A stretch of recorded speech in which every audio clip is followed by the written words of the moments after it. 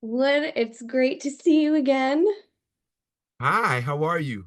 Hey, I'm doing really well.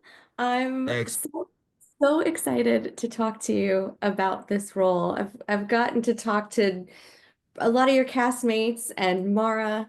So this is I want to know what you thought about this role going into it. Well, um, going into it, I I'll put it to you like this. I couldn't imagine people's response to me, to my character, to the show. I thought it would be like, okay, this is definitely going to be like people will love this show. And there's already a following due to the book. So I just thought it would have like a lot of I just thought it would have a lot of appeal, but it's kind of a smash hit. And I be honest with you, I had no idea. I really didn't. Now I knew Michael and Lovey were awesome, right? And because we did table readings with them. And from the very first table reading, I was like, oh, okay, these two are like adorable. Even in the room on a table, they just they just have like, I guess, loving eyes or whatever it is. They just have something that just makes you go, oh man, oh, even in theater, okay? At a live read. So Michael is just also very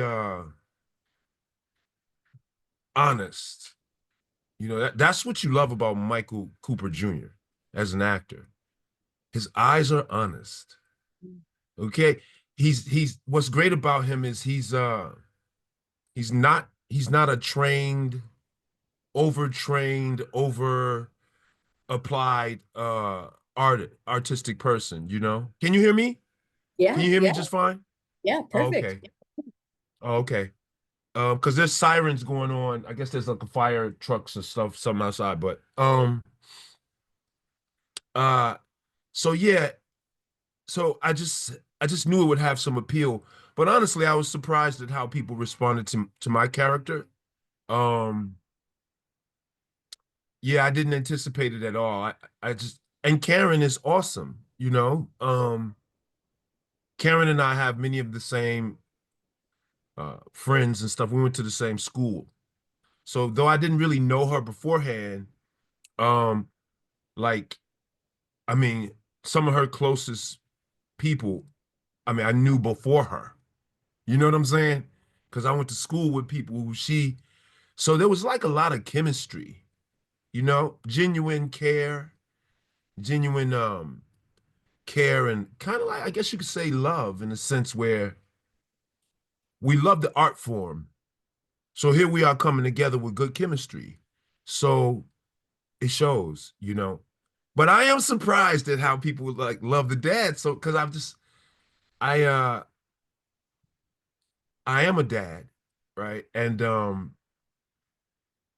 I was raised by a man, you know what I'm saying? So it's not all that often that you come across, I guess, men raised by men. That's a real thing, but I guess it's unspoken. It's rare though. So I guess when a man is raised by a man, the sensitivities, I don't know, oddly, there are a lot of sensitivities there for children and stuff. Like my personal kids. Um, and I have one older brother, so we both are raised by a man. And my mother was there. Of course, my mom in part raised us, but my father was just the head of the household. And so what you see him being the head of the household, and but not like a dictator. Like my father wasn't a dictator, you know what I'm saying? But he was a stern, um, direct, high moral, you know, leader of our household. So in part, my intuitive nature is somewhat like that. And I would say so is my brother's. Um, so my instinct behind the character is laden with my own fatherhood, and then being raised by my dad, whose nickname was Man. My father's nickname was Man, you know? So he just was a stern, um, high moral. He had a lot of integrity, and he felt like his sons should also carry themselves with a certain um moral regard. Um and So I think that might be in part infused into Eric's character. Um and that's also watching my dad, how he was with my mom. He was just like, I mean, they were just a loving couple, you know. So I got to see that, like until my father passed away. My father passed away when I think I was 20. I was in my 20s, probably like in my mid 20s. Yeah. So I had him like I had him my whole life up until I was around 27 or so. Yeah. So Sounds like, I mean, he would be very proud of what you've done, especially in well, this character. he got to see, my father got to see a little bit of me as a professional. Like he saw the first movie I did, and that was kind of it. But hey, oh, and he saw the best theater that I ever did, and he saw my first movie. So there you go. Now here you are, you were playing a dad in it, really like in his honor in this way. Um, Yep, you yep. really do feel, I have to tell you, as an audience member watching this, it's like I want to be a part of your family. The way you and That's the sweetest thing I've ever heard. That's such a wonderful thing. I remember as a kid, some of my friends like they just had more than I had, you know. And I used to kind of feel that way, like, damn, I want to be I want to be in y'all family. You know what I mean? Because you have like ColecoVision, you have Atari. You know what those things are? I'm older than you know what Atari is? And oh, okay. So I used to be like, oh man, they get things, like, but at the end of the day, I'm so blessed and lucky to have the family I grew up with. This actually makes me realize, to be honest with you, like I think this show Forever is very special. It's special for that. Special that it invokes nostalgia from everybody. Everybody has a first crush. Everybody has the wonderment of does he or she is she really like what's going on? You know, I like you. Is it like I like you too? Like, well, what are we doing? We're doing this. I guess. Who's leading this? My guy. It's like you figure things out, and we all have that nostalgically. Not the same way, but we have similar feelings of wonderment. You know, what's going to happen with me and this girl? Or what's going to happen with me and this guy? I like him. I like her. All right. So let's go out. It's really kind of simple, but it's beautiful at the same time. And that's the thing also. I'm not going to talk a whole lot about me. I mean, I just think that Lovey, Michael are awesome. They have so much chemistry. And then Mara and those involved, Mara, Regina King, and Anthony, producers, visionaries, creative, the writing, because that's on the page. What you see is on the page. Um, Nothing's pulled off the page and changed. Um, it really starts there, man. It's special. And I guess you got to start with Judy Blume in a sense, right? So you go to a book. I feel like when shows are based on books, they have good roots. You know? So that's another thing I thought when I hadn't read the book, but um I know that when shows are based off books, well, they have a great reference to go by, and they tend to do decently. They do better than most. So I was excited, and then Mara, how small the world is. I mean, of course, I've known Mara for a long time. But I coached our kids' basketball team. I was a coach on her son and my daughter played on a little league basketball team together. like 12, 13 years ago or so, right? When they were little.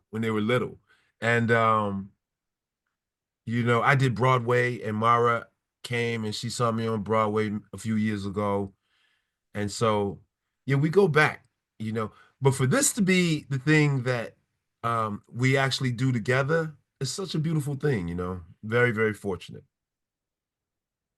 You it's wild. I was talking to Mara about this because the book it's kind of like a rite of passage for a young girl. We all did it. I did it too when I was 12. It was like the book gets passed around in between friends and you kind of learn about things you're really not supposed to be learning about that way. But she did it in such a special way in the way she took something that was classic, brought in this incredible group of talent and reimagined it for today. Because you're not just dealing with like maybe what we used to when we were kids with like as difficult as first love was, there were elements of Right. simplicity to it. But now you've got social media, you Cell phones. you've got cell phones. This is like a whole, it speaks to a whole other generation.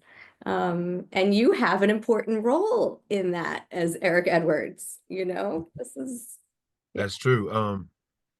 Yeah, the viewership is pretty much amazing how people are so analytical over programming these days. They really break it down as though they watched a documentary, you know, and eight episodes of a documentary, they feel it's real to them. So they break it down. When Eric and Dawn did this and that, like I felt like I was there and this, they really go through. I love that. That's this era. And it is kudos to Mara for modernizing it because it's not, it doesn't stand out as been made modern. It just is in real time. It just feels like it's in real time. The way they interact over the phone, the casualness of how they're laying in the bed, just talking on their cell phones, how they look at each other sometimes via the phone. Um, Back in the days, I mean, all you had was a wall-mounted phone or like a rotary dial phone. So like a phone call comes through, it's like you gotta whisper or what.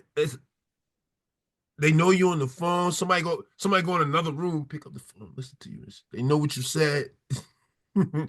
They know you said something you wasn't supposed to say. So kids have like less of a barrier, to be honest with you, and at the same time more, because that I guess I would less is more. In one, that's an example of it because, excuse me, kids have access to more, but I mean, how could you use how much access they have? It's limiting. There's so much you can do that it's a bit limiting. You know, for me, for me growing up, it was only 5 TV channels. You know what I'm saying? Like ABC, CBS, NBC. We're running out of channels. Okay, and then it's like for them, it's like I'm gonna scroll to the left. It's like okay, I'm swiping. They don't. It's a different world. Okay, and Mara does include it. I think that the visionary people involved deserve a round of applause, all of them, because um, they really took care of Judy Blume's book, you know, and they modernized it in a way where you just see the love story. You don't even really think about um, race or, you know, or, and it's nostalgically connected to more than just the young people. So you can watch it and not and just be like you said, caught up into it, like kind of feel like I'm there or I want to be there or you know, and that's just wonderfully done, man. It really is like it's special in that sense. I'm just happy to be involved with something so special, you know. You're so good in it. You're so good in this. I just would want to know I guess what you're most proud of accomplishing with this, or if there's a moment while you were filming that you're most proud of, and then what you're most excited about moving on now that you've got a season two. Well, I'm most excited about. season two because it's like, well, it's the goal. The goal is to keep the wave going, and then I'm excited to see what how it evolves. I can't wait to find out how it evolves. I mean, I'm really thrilled this whole time. I've never been so thrilled because again, people are analytical over it. They're analyzing it in real time. It just came out, and there's already so many memes and so many you know things on TikTok and just Instagram is all over the place, right? And organically, you know, it's not like it's organically growing, right? If there's always marketing, of course, but the organic element of it, you can't always, you never know, right? So, I'm proud of it and happy and thrilled above all that it has the motion that it has, and I'm excited to see where we go with it. As far as I think the first question was what did I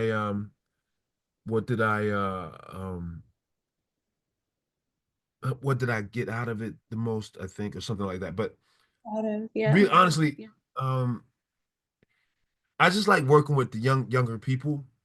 So I have a good time working with Michael and Karen. And I get out of it like a couple special relationships, And though I knew Mara and Regina and Anthony directed The Wire, and we go way back. I've known him the longest of them all. Well, you see how much synergy there is coming into this. I didn't know I would know everybody, like um, or have some kind of connection, right? And I'm glad to see that's a stronger thing, you know. I feel like we're like now we have like a unified sort of as a group. We're like this thing now, like we're one. We're like one now, we're like family for real. Where I was standing up for Michael and Lovey and stuff like that. I stand up for Mara and anybody, Regina, of course, and stuff like that. So I feel very strong in this family we have in a sense. I would love to see Lena come back and direct more in season two. And I'm excited because I feel like your characters have this really great foundation. Another thing that Michael brought up that Mara was doing is she really did a very good job at making male characters vulnerable and showing them in ways that we haven't seen. So I think, we're just getting to know you all now. And this next season, I'm really excited to see where you might take Eric and where the family might go and what else we might learn about him. So, Who knows? I have no idea. I mean, if it's chronological at all, we know what's coming. Okay, in terms of America, right? So I don't know if the family will be, what'll happen. Like it's very interesting to find out what'll happen. I have no clue, no clue. Who knows? It may not be chronological. It may be still the same year. It could be going in the past. Whew, man, lots to think about. yeah. Would it was so great catching up with you today. I'm so happy we got to talk about Forever. It's very, very awesome to be on this side of it and watch it all rightfully get its buzz. Yeah, indeed. I appreciate you. Thank you too. Thank you very much. But yeah, I'm excited and thrilled. Thrilled, thrilled, thrilled.